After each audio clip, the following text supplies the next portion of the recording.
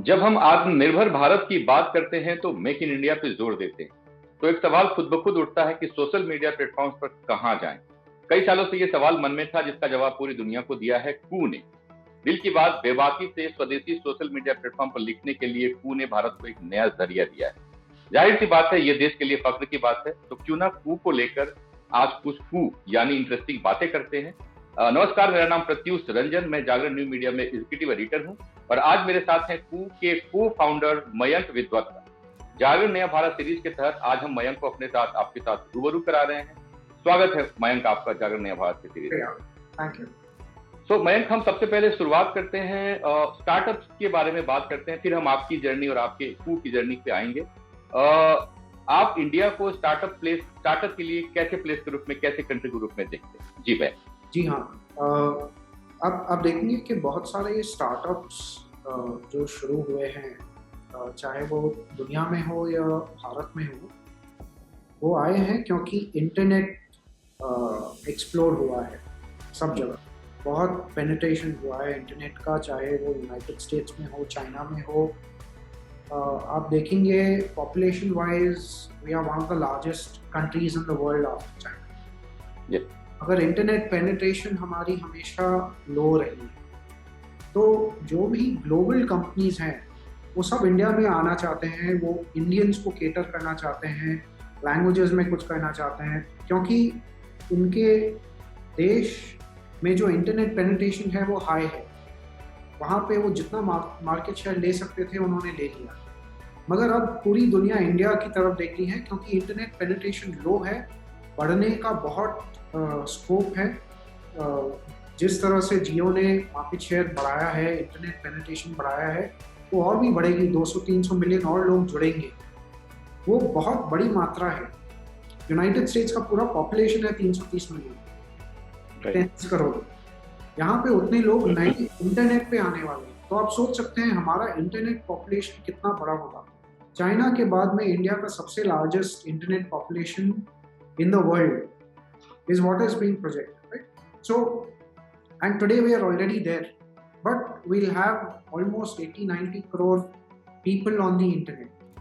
That is what is exciting about this country as far as startups are concerned. इतने सारे नए लोग आएंगे जो इंटरनेट यूज करेंगे, कुछ ना कुछ नई सुविधा ढूंढेंगे, और ये लोग अलग अलग क्षेत्रों से रहेंगे, अलग अलग जातियों से रहेंगे, उनका बैकग्राउंड अलग रहेगा, उनका कॉन्टेक्स्ट अलग रहेगा, उन सब के नीड्स अलग रहेंगे। ये स्टार्टअप्स के लिए एक्साइटिंग है क्योंकि कई सारे लोग इन लोगों के लिए कुछ ना कुछ बना सकते हैं।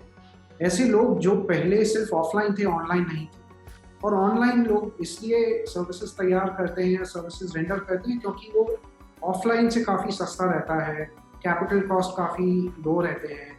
तो ये एक्साइटिंग बात है स्टार्टअप्स के लिए। Right, absolutely.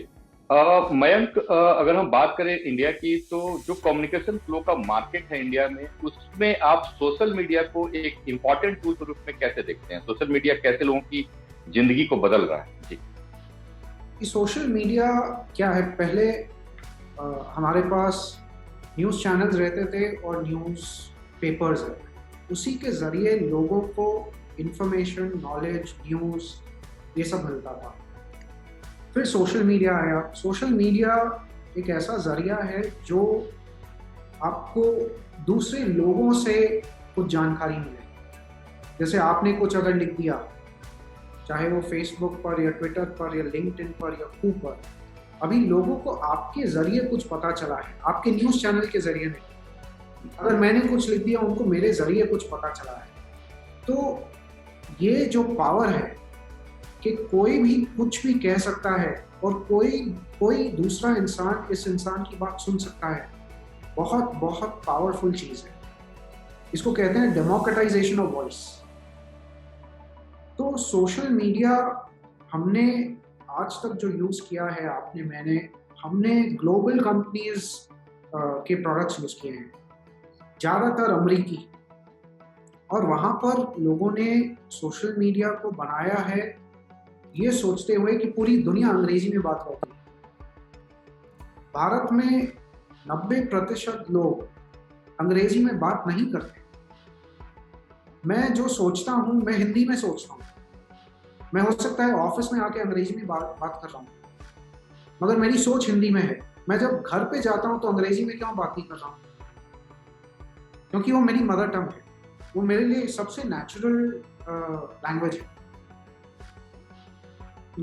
100 करोड़ लोग भारत में ऐसे हैं जो कोई ना कोई नेचुरल अपनी मातृभाषा में बात कर रहे हैं, अंग्रेजी में नहीं, ऑफिशियल लैंग्वेज में नहीं। उनके लिए कहाँ है सोशल मीडिया? अगर उनको कुछ लिखना है तो उनको पहले कहाँ जाके टाइप करना पड़ेगा अपनी भाषा में, फिर कॉपी पेस्ट करके और कोई कीबोर्ड में डालना पड़ेगा। आज के सोशल मीडिया में हमने ऐसा जरिया बनाया है कि जब कोई लिख रहा है ऑटोमेटिकली हिंदी में या तमिल में या तेलुगु में उनका लिखित जो भी है वो उसी भाषा में दिखाई दे। तो भारत में इन 100 करोड़ लोगों को हम वो सेम डेमोक्रेटाइजेशन कैसे दें जो पूरी दुनिया को मिला है फेसबुक या ट्विटर या लिंक्डइन या कोई भी सोशल मीडिया प्लेटफॉर्म से। वही हम कोशिश कर रहे हैं और वही एक बहुत बड़ा गैप है कि इतने सारे लोगों को आज आवाज़ नहीं मिली है, उनको आज मंच नहीं मिला है जहां वो जाके अपनी आवाज़ दूसरों तक पहुंचा सके। तो हम ये मंच बनाना चाह रहे हैं और यही है गैप जो हमको फुलफिल करना चाहिए। जी, अपनी मातृभाषा में, अपने मदर टंग में आपके पास एक आज मंच है जिसपे आप अपनी बातों को रख सकते हैं। बिल्कुल मयंक, अब आते हैं, अब बात करते हैं कू ऐप के ऊपर। कू ऐप को लाने का, इसको स्टैब्लिश करने का आइडिया कहाँ से आया, कैसे आया, इसके बारे में आप हमारे दर्शकों को बताएं। जी, हम एक प्रोडक्ट चला रहे थे वोकल, जहाँ पे कई लोग सवालों के जवाब देते हैं, एक्सपर्ट लोग। तो उन्होंने कहा कि हमें एक ऐसा भी मंच चाहिए जहाँ हम सिर्फ सवालों के जवाब नहीं, मगर जो भी मेरे मन में है वो मैं आराम से अपनी भाषा में लिखकर दूसरों तक पहुँचा सकूँ। तब हमने देखा कि जो ग्लोबल सोशल मीडिया कंपनीज है वहाँ क्या हो रहा है और ये लोग उन प्रोडक्ट्स को यूज़ क्यों नहीं कर रहे। तो उन्होंने कहा कि अगर मैं हिंदी में लिख भी दूँ, अगर ट्विटर पे लिख दूँ या फेसबुक पे लिख दूँ, सब लोग वहाँ अंग्रेजी में बात कर रहे हैं। मुझे ऐसा अकेलापन सा लगता है कि मैं हिंदी में कुछ बोल रहा हूँ मगर कोई सुनने वाला नहीं है हिंदी में, तो मैं हिंदी में क्यों लिखूँ जब सब अंग्रेजी में बात कर रहे हैं। अगर मैं एक रूम में डाल दूँ मुझे और सब अंग्रेजी में बात कर रहे हैं, मैं हिंदी में बात कर रहा हूँ, तो लोग क्या सोचेंगे। तो मुझे ऐसा एक मंच चाहिए जो जहाँ पर सब लोग एक भाषा में बात कर रहे हैं, चाहे वो हिंदी है, तमिल है, तेलुगु है, but I don't want to feel out of place. I want to feel comfortable in the surroundings that I am. तो हमने देखा कि ये सराउंडिंग आज के जो global English dominated social media platforms है वहाँ पर ऐसा वातावरण नहीं है। ऐसा वातावरण कैसा बनाया जाए, वो सोच के हमने कू की शुरुआत की और ये देखा कि क्या फीचर्स वहाँ इम्पॉर्टेंट हैं ताकि लोगों को बहुत आसानी हो ऐसा प्रोडक्ट यूज़ करने में। कि अगर आप आएँ तो पहले आपकी भाषा पूछें, आपने हिंदी सिलेक्ट किया तो सब कुछ इंस्ट्रक्शंस हिंदी में हो। अगर आप एक बार अंदर आ गए ऐप के तो आपको लोग दिखाएंगे जो उसी भाषा में कंटेंट क्रिएट कर रहे हैं ताकि उनको भी फॉलोअर्स मिले, उनको प्रोत्साहन मिलता है, उनको जितने फॉलोअर्स मिलते हैं उतना ही रिएक्शन मिलता है, सब खुश होते हैं। फिर अगर मुझे कुछ लिखना है और अगर मैं कुछ टाइप कर रहा हूँ तो वो हिंदी भाषा में आए। तो ये सब सोच के हमने कू की शुरुआत की। जी बिल्कुल, आपने पूरी प्रोसेस के बारे में बहुत डिटेल में बताया। अगर इसी क्वेश्चन को मैं थोड़ा आगे बढ़ाऊं मयंक, अगर मैं पूछूं कि कू ऐप का या आपकी जो कंपनी है इसका एक ब्रॉड विजन क्या है और स्ट्रेंथ आप किस चीज को मानते हैं अपनी कंपनी के अंदर में, अपने प्लान के अंदर?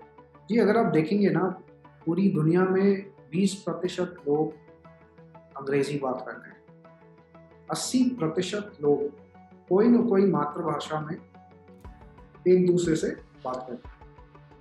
जो भी ग्लोबल प्रोडक्ट्स आज तक बनाए गए हैं वो इंग्लिश डोमिनेटेड प्लेटफॉर्म्स हैं। सबसे ज़्यादा जिसकी आवाज़ है वो अंग्रेजी में है, ज़्यादातर लोग अंग्रेजी में बात कर रहे हैं। तो इस 80% का क्या होगा?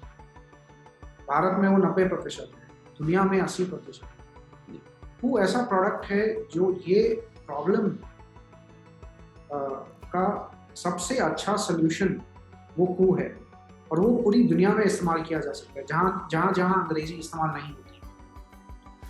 और हमारा विजन ये है कि इंडिया के जो प्रॉब्लम्स हैं, जहाँ इंडिया में इतनी डाइवर्सिटी है, लैंग्वेज डाइवर्सिटी, दुनिया में इतनी लैंग्वेज डाइवर्सिटी और कोई भी कंट्री में नहीं है जी। अगर हम यहाँ की प्रॉब्लम को अच्छी तरह से सुलझा सकें तो ये सेम सुविधा हम पूरी दुनिया में लेके जा सकते हैं। जी बिल्कुल, चीजों को आप रेप्लिकेट कर सकते हैं एक बार जो इंडिया में आप सक्सेसफुल मॉडल क्रिएट कर सकते हैं। बिल्कुल अच्छी बात कही आपने मयंक।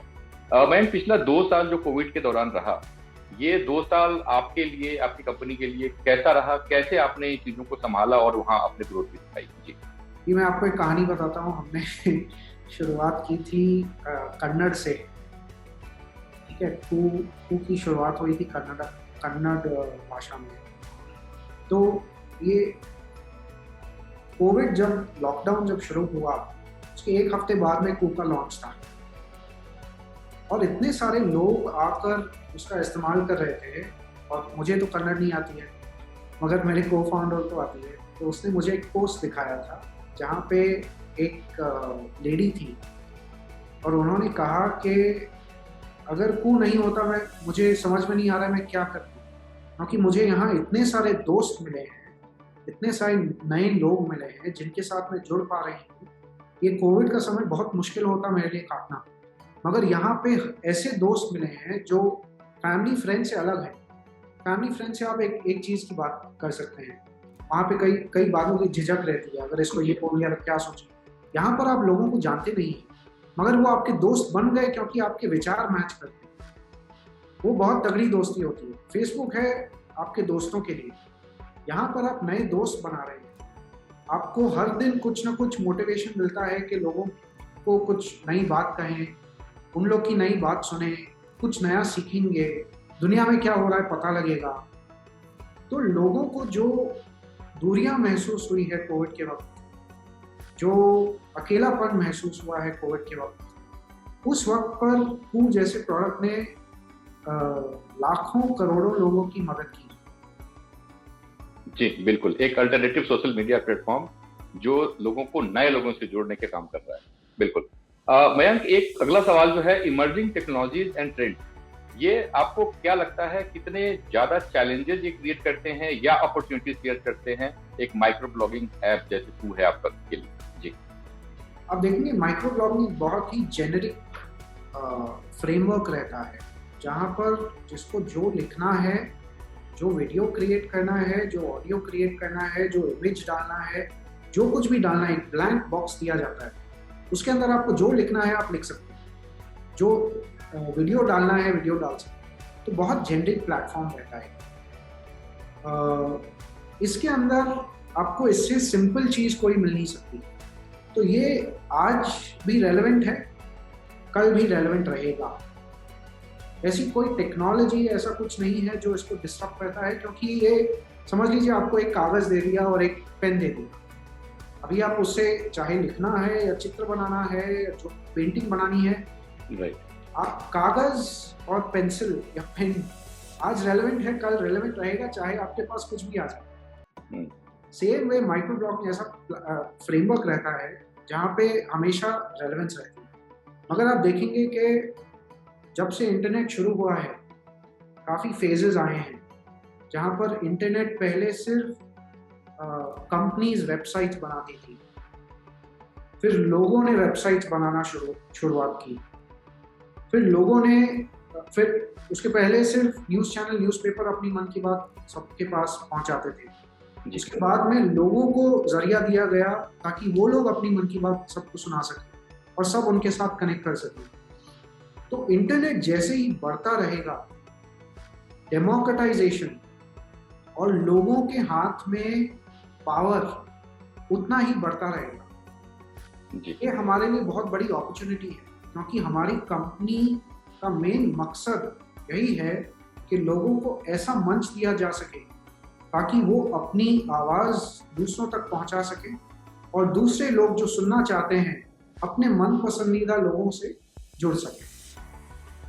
जी, आखिरी 2 सवाल मयंक, अभी से आगे आपके क्या प्लान्स हैं, आपकी कंपनी के क्या प्लान्स हैं, कैसे आप ज़्यादा से ज़्यादा लोगों तक अपनी रीच को पहुंचाने के लिए प्लान कर रहे हैं?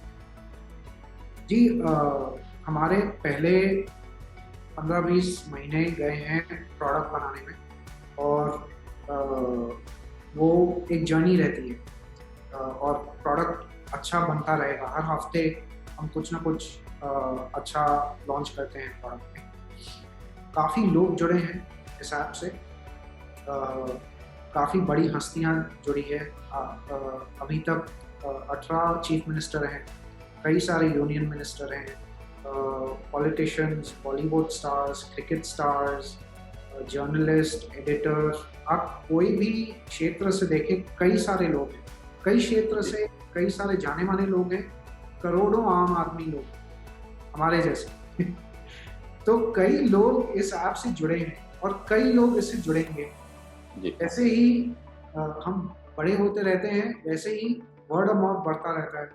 अगर कोई इंसान आके ट्राई करता है, उनको पसंद आया, वो पूरी फैमिली को बताता है, अपने दोस्तों को बताता है, और लोगों को पता लगता है। जितने और लोग आते हैं उतना ही बड़ा ये परिवार बनता रहता है, उतनी बातचीत होती है, मीडिया को उतना ही इंटरेस्टिंग कंटेंट मिलता है, वो अपने चैनल पे दिखाते हैं, अखबारों में दिखाते हैं, और लोगों को पता चलता है। इसी तरह से हमारी ये जो फैमिली है वो बढ़ती रहेगी। कई सारे नए लैंग्वेजेस हम लॉन्च करेंगे, कई सारे नए फीचर्स लॉन्च करेंगे, कई कई कई सारे नए लोग आएंगे, जानी मानी हस्तियां आएंगी, बॉलीवुड स्टार्स आएंगे। तो ऐसे करके हमारी ग्रोथ होगी। बिल्कुल। मयंक, आखिरी सवाल, आपकी तरफ से जागरण नया भारत सीरीज के माध्यम से या जागरण प्लेटफॉर्म को के हवाले से के सहयोग से आप क्या मैसेज देना चाहते हैं हिंदुस्तान के उन लोगों को जो ये प्रोग्राम देख रहे हैं? जी, भारत एक बहुत ही इंटरेस्टिंग स्टेज से गुजर रहा है। आप देखेंगे